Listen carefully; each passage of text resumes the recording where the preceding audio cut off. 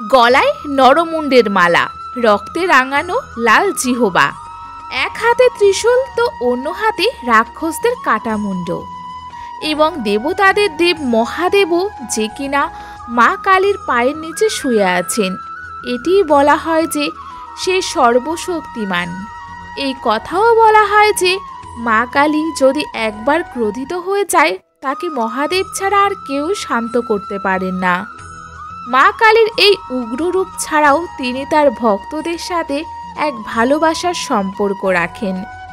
এই সম্পর্কে ভক্ত পুত্র বা কন্যার রূপ নেন, এবং মা কালী তখন তাদের মা হিসাবে সকলকে ভালোবাসেন।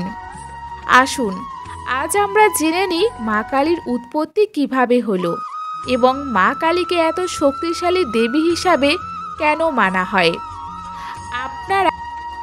আপনাদের কাছে আমাদের আজকের ভিডিওটি শেষ পর্যন্ত দেখার জন্য অনুরোধ রইল। তার আগে ধর্মকথা সম্পাদ চ্যানেলে আপনাদের সবাইকে স্বাগত। যারা যারা এখনও চ্যানেলটি সাবস্ক্রাইব করেননি, তারা চ্যানেলটি সাবস্ক্রাইব করে পাশে থাকা বেল আইকনটিতে ক্লিক করুন, যাতে আমাদের ভিডিওটি আপনাদের কাছে সবার আগে পৌঁছে যায়। তো চলুন আমাদের আজকের ভিডিওটি শুরু করা যাক। আমরা প্রথমেই জানব মা কালীর উৎপত্তি কিভাবে হলো। ৩৩ কোটি দেবদেবতাদের মধ্যে মা কালী হলো এক উগ্ররূপী। কালী কথাটি কাল থেকে এসেছে, এবং কালীর অর্থ হলো সময়। হিন্দু ধর্ম অনুসারে মা কালীকে ভয়ঙ্কর ও শক্তিশালী দেবীরূপে পূজা করা হয়। মা কালীর মধ্যে শক্তির সমাবেশ রয়েছে, যে শক্তি রচনাত্মক ও উর্বরতার প্রতীক। মানা হয় যে মা কালীর জন্ম ধর্মকে রক্ষা করবার জন্য, পাপী ও রাক্ষসদের বিনাশ করবার জন্য হয়েছে। বন্ধুরা, এদিকে মা কালীর জন্ম নিয়ে অনেক কাহিনীরই উল্লেখ আছে, কিন্তু আমরা মা কালীকে নিয়ে দুটি অদ্ভুত কাহিনীর কথা আপনাদের বলবো, যেটি শুনে আপনারাও আশ্চর্য হয়ে যাবেন।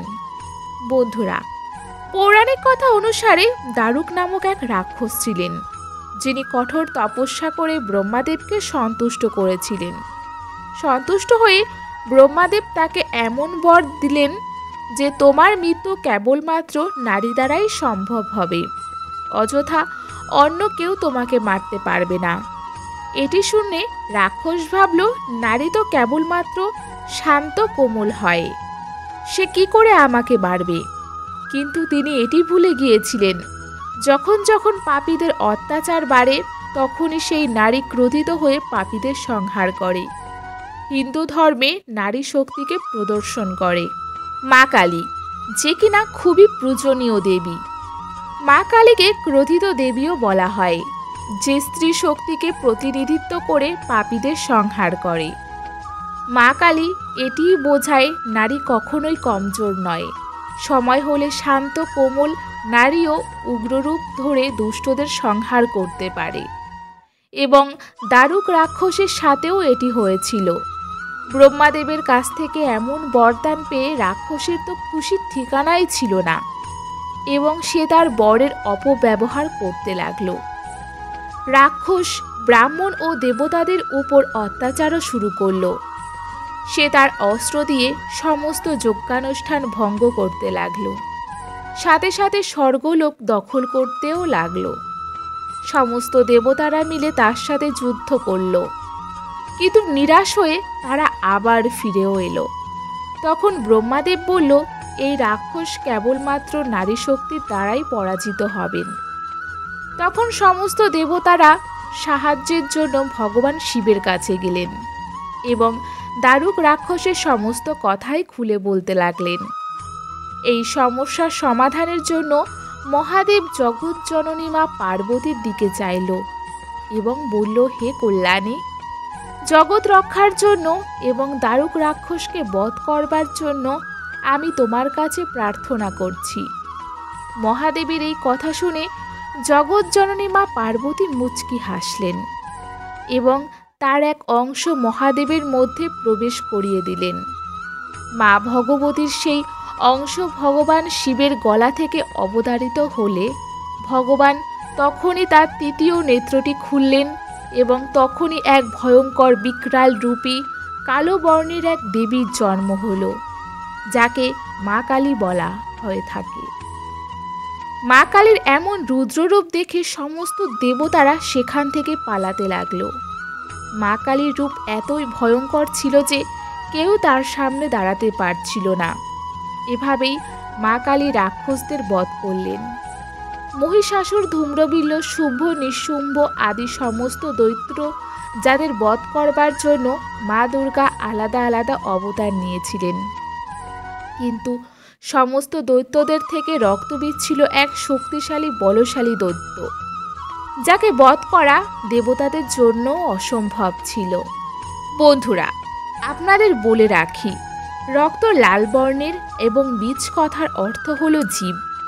এই কারণে রক্তবীজ কথাটির অর্থ হলো রক্ত থেকে উৎপন্ন হওয়া এক নতুন জীব। রক্তবীজের বিষয়ে এই কথাটি প্রচলিত যে সে তার কঠোর তপস্যা করে মহাদেবকে প্রসন্ন করে তার থেকে বরদান প্রাপ্ত করেছিলেন যে যেখানে যেখানে তার রক্ত পড়বে সেখানে সেখানে তার রক্ত থেকে নতুন রক্তবীজের জন্ম হবে। রক্তবীজ তার এই বরদানের উপর খুবই অহংকার ছিল। এই জন্যই সে তার শক্তিকে খারাপভাবে ব্যবহার করতে শুরু করল। এইভাবে একদিন রক্তবীজ সমস্ত দেবতাদের যুদ্ধের জন্য আহ্বান জানালেন। সমস্ত দেবতারা রক্তবীজের কাছে পরাজিত হয়ে গেলেন। যেখানেই রক্তবীজের এক বিন্দু রক্ত পড়ত সেখানেই নতুন রক্তবীজের জন্ম হতো। এভাবেই অনেক অনেক রক্তবীজের সৃষ্টি হলো।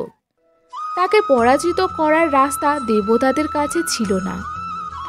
নিরাশ হয়ে সমস্ত দেবতাগণ মা দুর্গার কাছে পৌঁছলেন এবং নিজের নিজের প্রাণের জন্য ভিক্ষা চাইতে লাগলেন। মা দুর্গা রক্তবীজকে বধ করবার জন্য মহাকালীর রূপ ধারণ করল।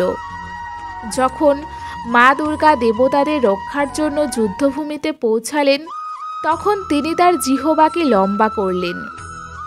এইভাবেই যুদ্ধ করার সময় যেখানেই রক্তবীজের রক্তের বিন্দু পড়ল মা কালী একটি পাত্র নিয়ে সেটি পান করে ফেলতেন। মা কালী রক্তবীজের এক বিন্দু রক্তকেও ধরিত্রীতে পড়তে দেননি। এভাবেই মা কালী রক্তবীজের শরীরের সমস্ত রক্তই পান করলেন। রক্তবীজের রক্ত পান করে রক্তবীজের অন্ত হয়ে গেল। কিন্তু মা কালী এতটাই ক্রোধিত হয়ে গেলেন যে তাকে শান্ত করা বড়ই মুশকিল হয়ে গেল। মা কালীর এই রূপ বিনাশকারী বলে পরিচিত হতে লাগলো। এই জন্য সমস্ত দেবতারা মিলে মহাদেবের কাছে গেল এবং তার কাছে নিবেদন করল, হে মহাদেব, আপনি মায়ের এই ক্রোধকে শান্ত করতে পারবেন। কিন্তু মা কালী এই ক্রোধকে শান্ত করা দেবাদিদেব মহাদেবের কাছেও সহজ ছিল না। তখন সমস্ত দেবতারা মহাদেবের কাছে অনুরোধ করলে ভগবান শিব মা কালীর রাস্তার উপর শুয়ে পড়লেন। ক্রোধিত হয়ে মা কালী যখন তার স্বামীর উপর পা রাখলেন তখনই তিনি দাঁড়িয়ে পড়লেন এবং তার ক্রোধও শান্ত হয়ে গেল। এভাবেই মহাদেব দেবতাদের সাহায্য করলেন এবং মা কালীর ক্রোধকেও শান্ত করলেন, যা সৃষ্টির জন্য এক ভয়ঙ্কর হতে পারত।